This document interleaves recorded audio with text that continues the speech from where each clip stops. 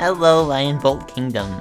If you want to write a book, a script, a game, or really any kind of story, but you can't seem to get started, watching the cursor blink on the empty page as if mocking your inadequacy. You have ideas, you have the desire to write, and bring your ideas into the world, so why aren't the words flowing? This is something I've dealt with a lot. My brain is like a hive, constantly buzzing with new ideas. But putting in the work to get it on the page is a different story, and writer's block makes things even more difficult. Like discovering an ancient temple filled with treasures beyond imagination, only to get caught in quicksand before you've reached its first step. So how do you deal with it? How do you escape the quicksand and get on the right path toward making your jumble of ideas into a reality? As I've talked about in a previous video, the writing process is going to be different for every writer, but I can speak to what helps me, and that's having a plan. So in this video, I'm going to go in depth about making a story outline, what should go into it, and how I use them to overcome writer's block. For new friends, I'm LionBolt, self-published author of the YA, urban fantasy, and mystery novel series Detective King, as well as an animator and artist. You can learn more about Detective King through the links in the description. First, we start with the big picture. The first thing I make sure I know is what the basic concept is.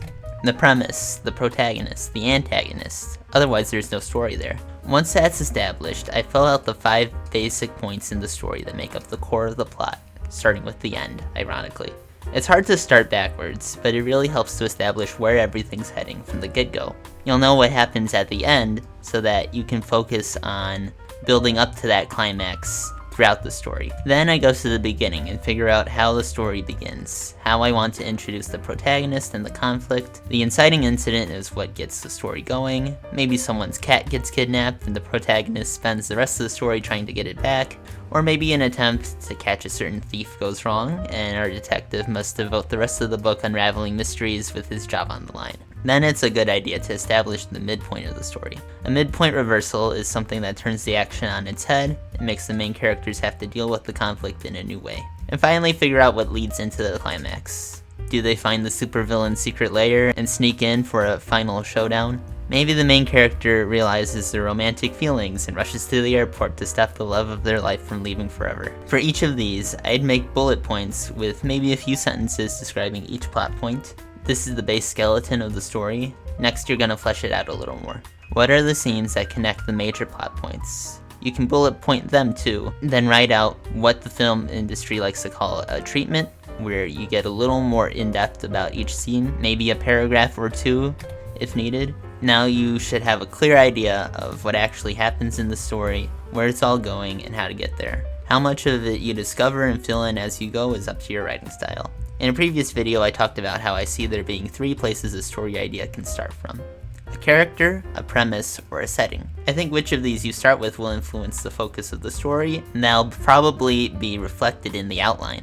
Whether it means actions revolve around character beats, or action, or the settings the characters travel throughout the story. All 3 are important, but it's my theory that you'll gravitate toward one of the 3 more than the others, and I think that can be useful to keep on track with what you want to accomplish with the story, so long as you don't neglect the other factors of the story. No matter what, characters are essential elements of the story. I like to discover things about my characters as I write, but I think it's a good idea to lay out some fundamentals about your major characters and plan out their basic arcs ahead of time, so you can keep your character descriptions focused on how each character needs to change and grow as the story progresses. Maybe the protagonist is a loner and needs to learn how to accept help from friends. Keeping that arc in mind can help keep your character's motives clear and consistent, especially if their conflict is a more complex one. Jotting down the book's theme can be helpful too. It doesn't have to be anything too detailed, but remind yourself why you're writing the story, what you want to say with it. The last thing that you might want to establish before writing is important symbols, objects, and locations you may need to refer to throughout the book. It's a great idea to have recurring symbols in the book to drive home certain ideas, and if you have, say, a fantasy story, having some of your world building info ready to refer to is a great idea to keep things consistent. If you find yourself having trouble keeping some of those details straight, it can help to have them laid out for you. How extensive your outline is depends on you, but if you include the elements I've laid out in this video, you should have a detailed outline you can use to jumpstart your writing. I find this to be the best way to combat writer's block, and when I get stuck while writing, I'll often add to the outline, getting more detailed on a scene-by-scene basis until I'm confident in what I'm writing and I can get past the block. Even with a great outline, writer's block is inevitable, and sometimes you have no choice but to work on a different part of the book for a while, or step away for a day or two altogether.